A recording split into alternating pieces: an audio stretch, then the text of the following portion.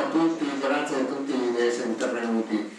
Ecco, mi scuso per il ritardo, ma è un inconveniente dovuto all'amministrazione comunale, tengo a puntualizzarlo, perché io avevo prenotato la sala alle 15:30 e sono venuti alle 15:55.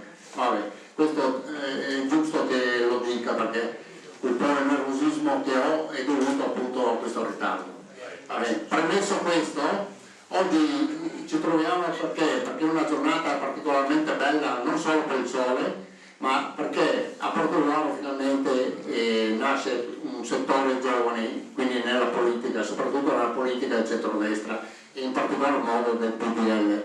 Ecco, allora io prima di presentare anche gli oratori, io leggo e leggerò sempre in tutte le prossime riunioni queste due righe, questa comunicazione di fatto. Ecco, l'associazione politico-culturale denominata Gruppo per il Cambiamento riunisce principalmente gli ex iscritti e simpatizzanti di Forza Italia.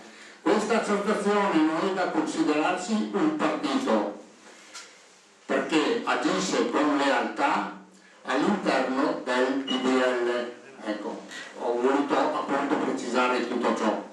Adesso a questo punto io vorrei fare le presentazioni con il nostro Gerardo Fabroni, presidente del Gruppo del Cambiamento, con Carlo Confritti, vicepresidente del Gruppo del Cambiamento, Renato Chisso, assessore della Regione Veneto, e Paolo Scarpa, senatore della Repubblica. Grazie.